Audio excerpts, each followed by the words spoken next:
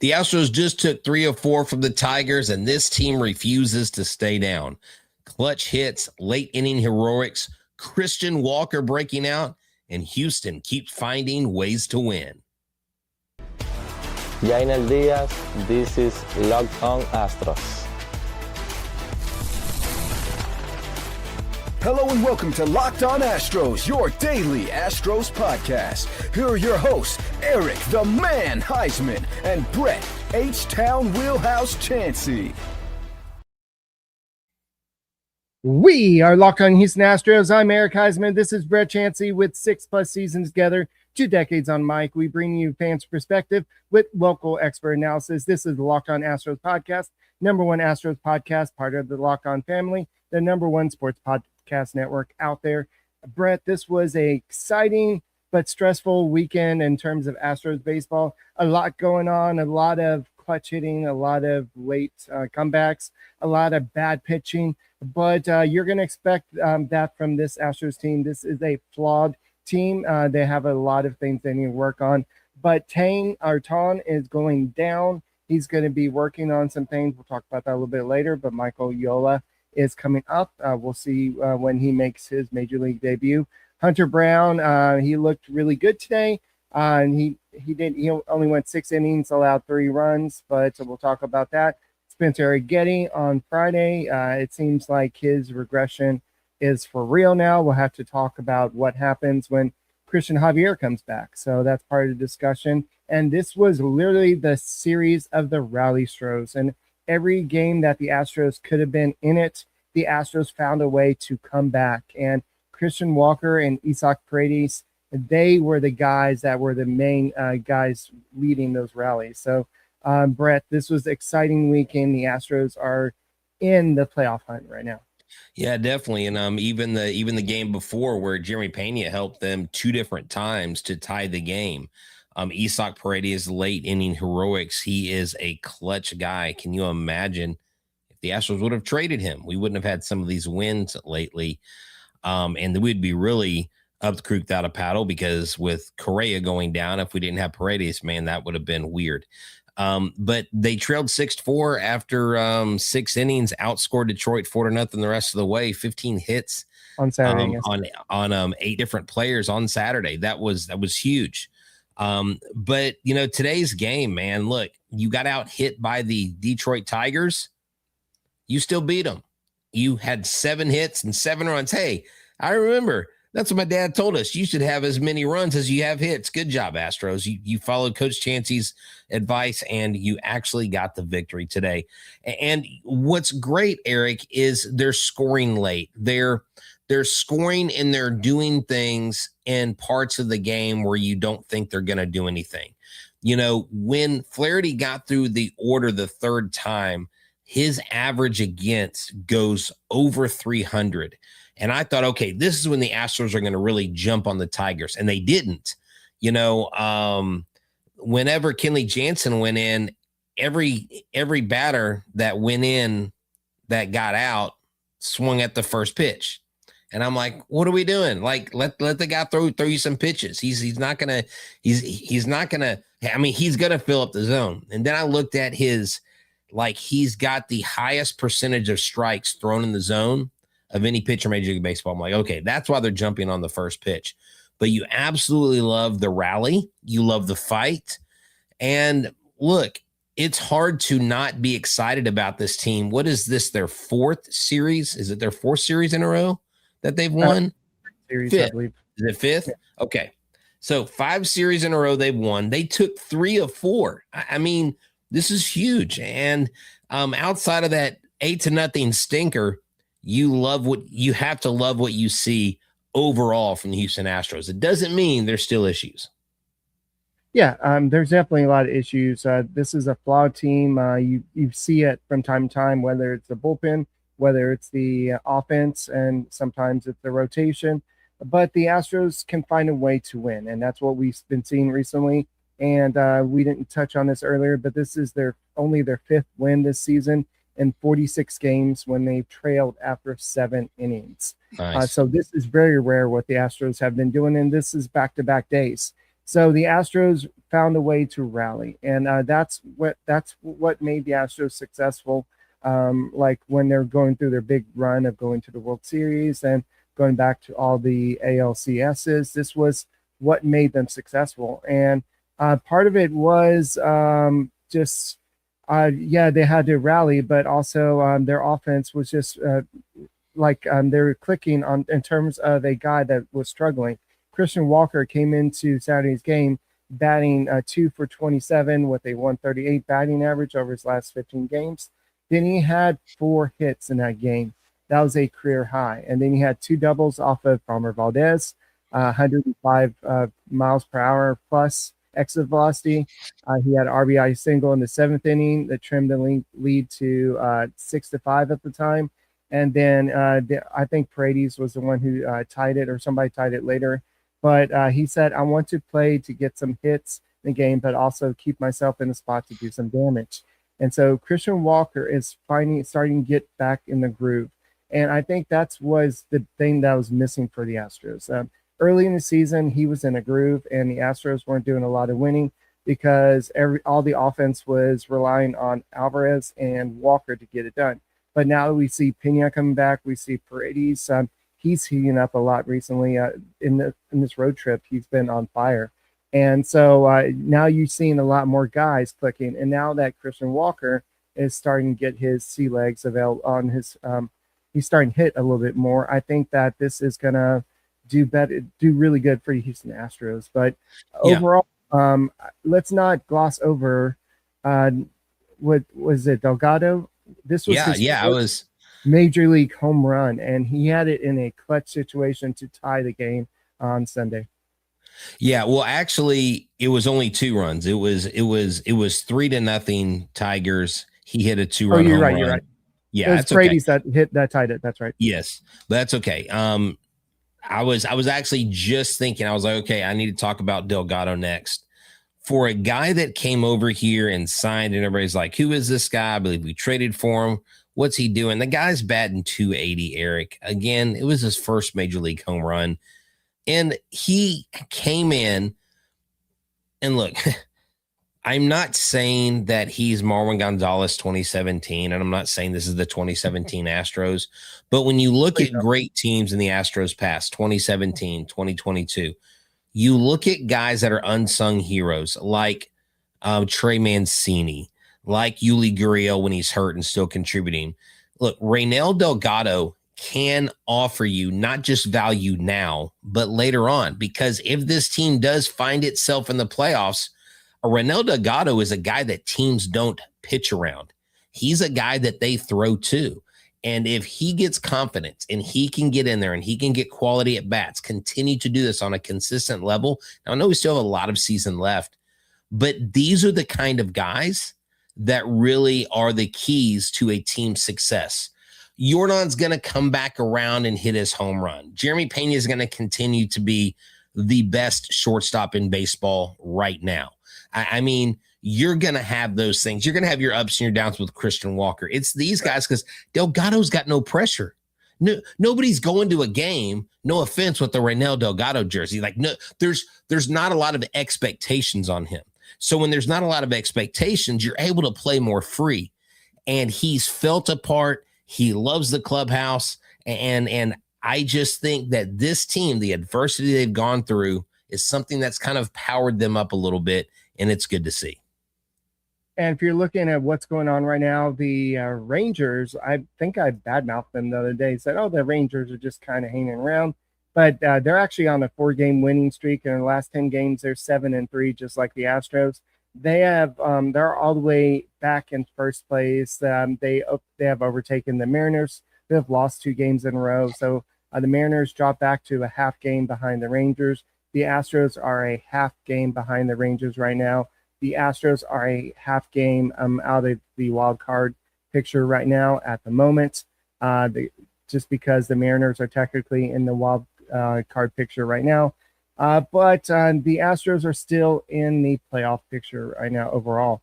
And so in the next segment, we're going to be talking a little bit about Hunter Brown. How did he look? Spencer Arrighetti, how did he look? And what direction is Dana Brown going to be going at the trade deadline? Because it's going to be interesting because, as we said, this is a flawed team. There's a lot of things that probably need to be fixed, but they don't have a lot of prospects to fix that. So we'll talk about this. Thank you for making Locked On Astros podcast your first listen every day.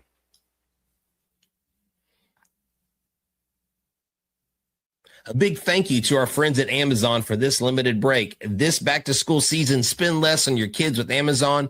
We all know how crazy back-to-school shopping experiences can be. It starts with a few items on the list, and suddenly you're shopping for supplies, clothes, lunch gear, tech, and about 10 other things you didn't see coming. It adds up fast. When you buy clothes for back to school, then your kid has a growth spurt 2 weeks later, well, you're back where you started. And sometimes it genuinely feels like they are growing faster than your budget can keep up.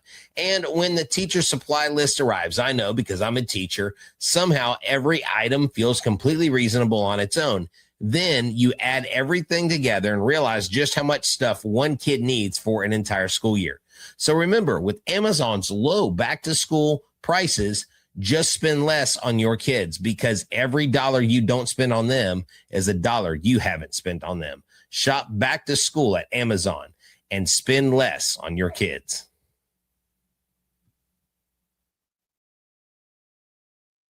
Hey guys, thank you for making Locked On Astros podcast your first listen. Go and get your daily Astros coverage completely ad-free by joining the Everydayer Club today. Start your 7-day free trial right now and get closer to your team without the interruptions. Click the link in the show notes or go to lockedonastros.supercast.com today and start your free trial. So, Brett, I know this weekend was a success. I believe that the past 5 series has been a success story for the Houston Astros. And this is exactly what Dana Brown said, that we want to start. I think Joe Spada said as well. We want to start winning one series at a time and just get back to 500. And once we get back to 500, we start aiming towards a winning record. But right now, it seems like the AL West has been waiting around for the Astros. But I don't think that's going to stay for too long. You know that these guys at the trade deadline are going to be making some trades. Like if the Mariners and the Rangers are in it, maybe even the A's, they might go out there and make some trades because everybody's in the hunt right now. And so before we start talking trades, let's go ahead and talk about Hunter Brown and Spencer Arrighetti, because these guys are going to be kind of key to what the Astros decide to do at the deadline. So, Hunter Brown, what did you think about him today? Hunter Brown was good. 6 innings, only 2 earned runs. He did give up the home run, but 5 hits, 4 Ks, not bad. He didn't have bad exit velo off what he was throwing. But look, he's got a 1.78 ERA over 25 and 1/3 innings since returning. So you can't argue with that. You can tell when Hunter Brown is frustrated with his pitches. I don't think he liked his location. Of course, we're recording this, and I have not heard any post-game sound bites, so I don't know what he said per se. I'm just going off of what I saw, what I observed. You could tell he was a little frustrated with this location.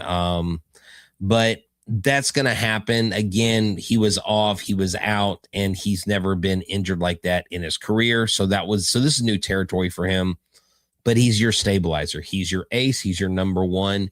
And look, as long as he's not going out there and being Spencer Arrighetti, I think I'm okay with a couple runs here or there. And as long as the offense, Eric, is coming back and backing up these pitchers, your pitchers are going to give up runs. These are major league hitters. These are guys that are trained to hit the ball. So it's going to happen. It's what does your defense do behind you? How does your pitcher recover? Like Josh Hader getting out of that inning without giving up a ton of runs. You just thought Josh Hader was going to fall apart, right? And 3 walks, and then all of a sudden, boom, they get nothing out of it. It's a bend, don't break performance. Hunter Brown, I think, looks excellent. It's Spencer Arrighetti where I think the real concern is. Yeah, I know. And everybody was talking about, well, he's the pitcher in the month in May. He was great. He had a 0.93 ERA. But in June, he's got a 9.00 ERA. And he probably had one of his worst starts in his career. Well, I remember a worse one. I believe were making spaghetti on that day, but I digress. On 3 innings pitched, he gave up 8 earned runs and 5 walks and 7 strikeouts. So he still had the swing and miss stuff, but he was also a little wild, and he gave up a little bit too many runs. So his ERA has climbed all the way up from 1 something all the way up to 4.0 over 72 innings pitched. So he said, I'm scrambling right now, trying to find out why anyone in any job would react the same way. He said he's trying to do stuff in between starts to figure out what's going on, and it's just eluding him. It's just he's not having the same success. And so I know that Christian Javier, he made a start yesterday on Saturday, and he had 6 shutout innings, and there is some talk about, well, maybe he was going to start Saturday's game for the Astros, but the Astros decided to have him start down in AAA instead and have Don go ahead and start instead. And so that didn't work out for the Astros. We'll talk about that in the third segment. But so the Astros have got to decide what they're going to do. Eventually, they're going to have too many starters. And Spencer Arrighetti looks like he needs to have a Mike Burrows treatment a little bit. Maybe get sent down to the bullpen or sent down to AAA just to figure things out, because we know that the potential is there. Yeah, no, definitely no. I mean, it's there because we saw it. I mean, you talked about it. I mean, going from a 0.93 to a 9 ERA, that's crazy. Now, I was just looking up stats in the league. I was looking up walks. I wanted to know, where do the Astros rank with walks this season? Well, they rank second, 374 walks. The only team, do you know who the only team is that is above the Astros? It's either the Rockies or the it's a team in a national American League. No, they're in the AL West. In the American League. Yeah. Oh, they're in the AL West. Oh, it's the A's. No, it's the Angels. The Angels, 383. Yeah, it's literally the Athletics, the Royals, the Reds, the Astros, the Angels. There's some really bad teams. There's a couple teams that are good. The White Sox are up there, you know. But look, Seattle, 216. Can you imagine if Seattle had an actual offense? They would be absolutely killing it, Eric.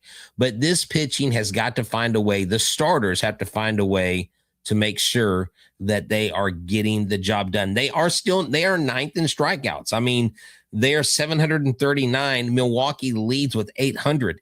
I mean, that's not that big of a gap.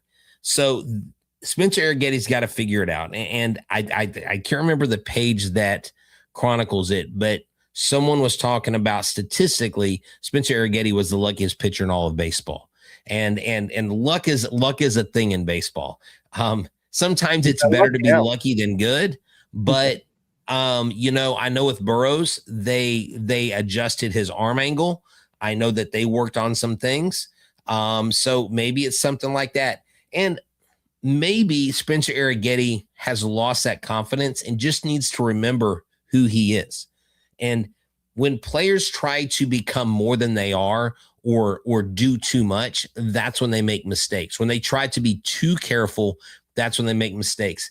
He may have to go out there and just forget about it. You've got to wash it. You've got to mentally shut it down and move forward and know that your most important pitch is the next one that you throw. So that's what I would tell Spencer Arrighetti. Forget about everything that's happened. Up to this point in your career, it doesn't matter. Right now, you focus on this pitch. If that pitch doesn't land, you put it behind you, focus on the next pitch. And you do the things you know that you can do. Be confident in those things. And I think over time it will get better because you've got Hunter Brown around you. You've got Peter Lambert. You've got guys out there, Josh Hader. You've got veterans that can help you through this process. Josh Miller, look, no matter what people said, you know, he's still the pitching coach and he's a guy you lean on. So talk to Vasquez, talk to Diaz, talk to these guys, figure out where the feel is. And remember that feeling you had when you had that American League Pitcher of the Month, because I think he can get back to that. It may just be a little bit of an uphill battle for him. Yeah, I think maybe it was just that the high of that day of getting that award, then that bad start of that day, it just kind of reset his, I guess, his mental state of mind, and he kind of lost his any confidence he had. So yeah, I do think that you're on the right track. It's a mental thing. So he just got to figure out he's got to do. And what we got to do, what we're going to talk about next, is where do the Astros go from here? I know that trade deadline's coming up. We're not going to be able to solve all the problems in one show, but we're going to talk about what's more important. Is it improving the bullpen or getting another bat? We'll talk about this and more on the Locked On Astros podcast.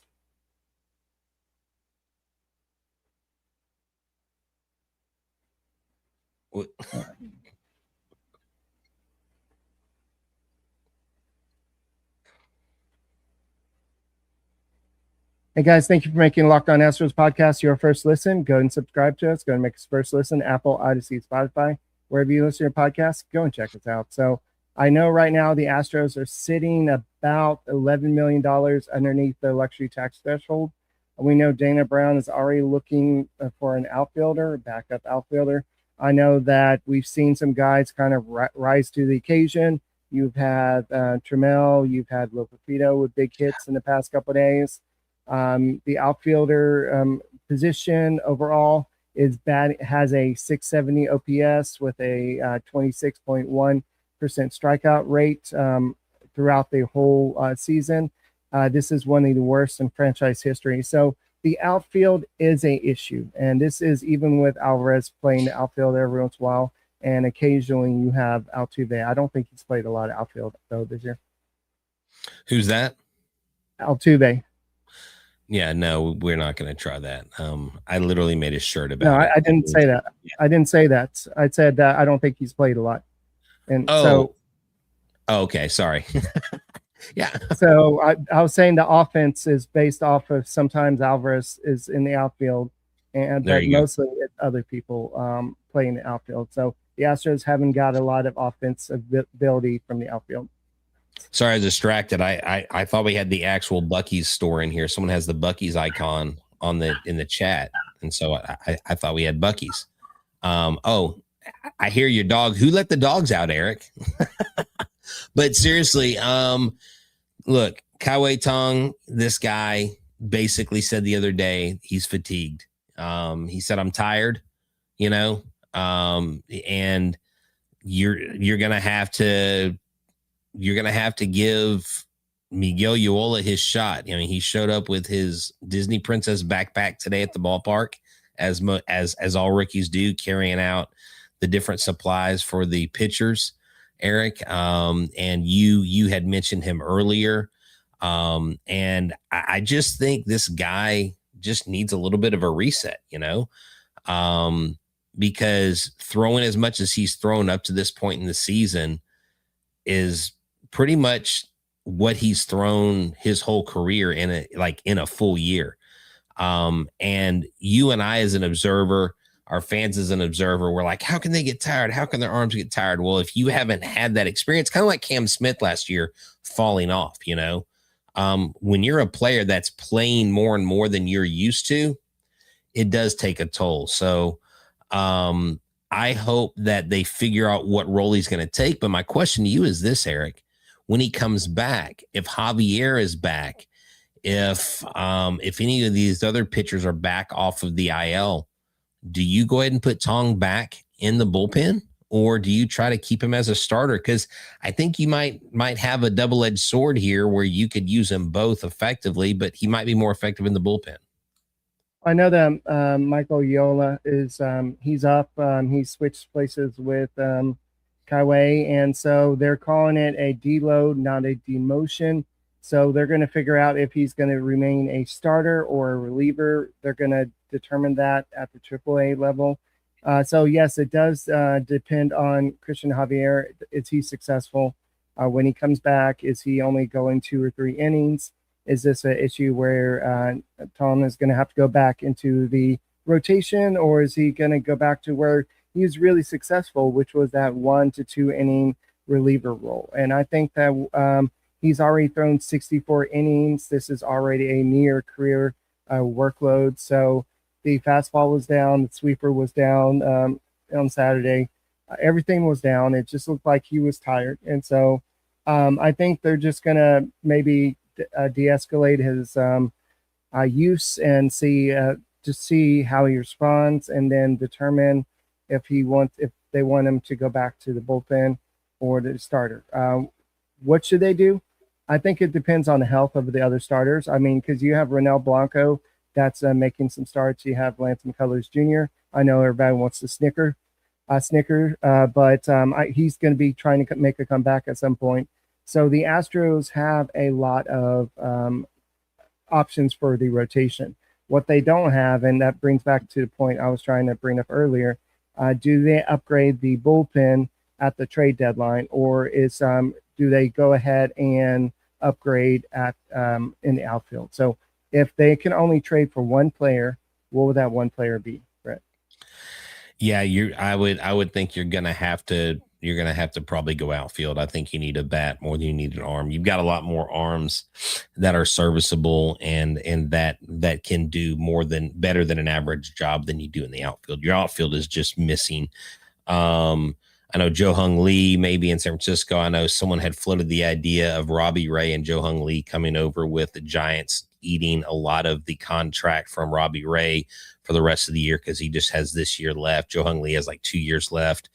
But if you can get the Giants to take on most of that, now if you did that, you would have to trade probably major league pieces like Jake Myers. I don't know who else you would trade in that. I don't want to mention Isak as a trade piece. I think people lose their minds listening in the car or whether they're live or listen to us afterwards.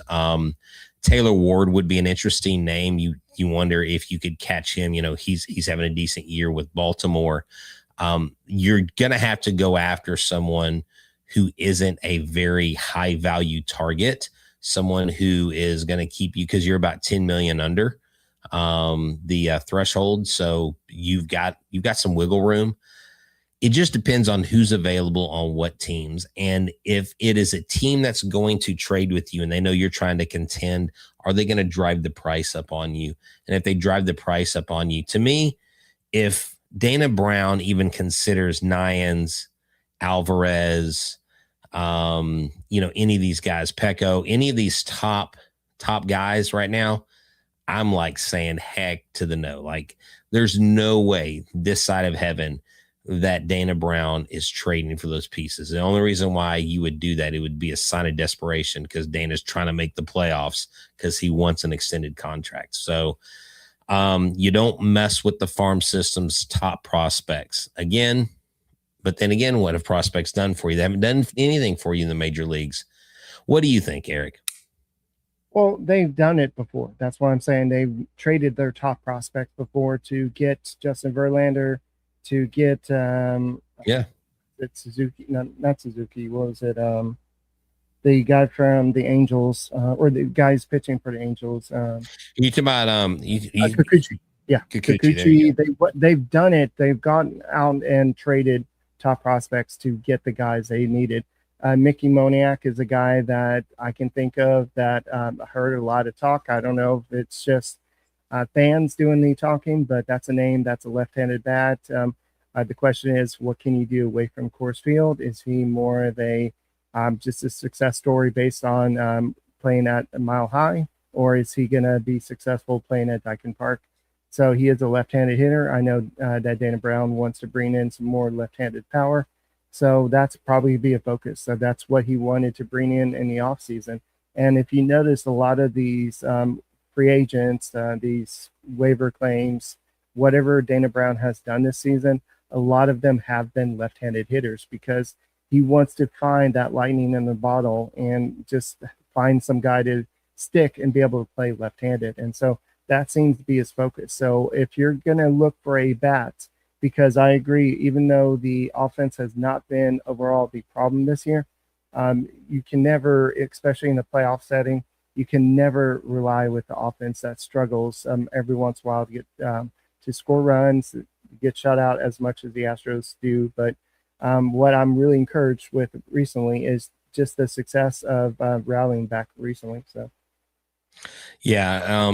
Right now I just say, look, let's not focus on the trade deadline. I mean, we're going to need to talk about it, but I've got to see who's out there. I've got to see what teams. And I know we've been getting some intelligence briefings from the Locked On MLB channel coordinator, Jeff, been providing some good info. Obviously a dream scenario would be bringing Byron Buxton over, but the Twins have said they're not letting him go. That would be amazing to get him in an Astros uniform.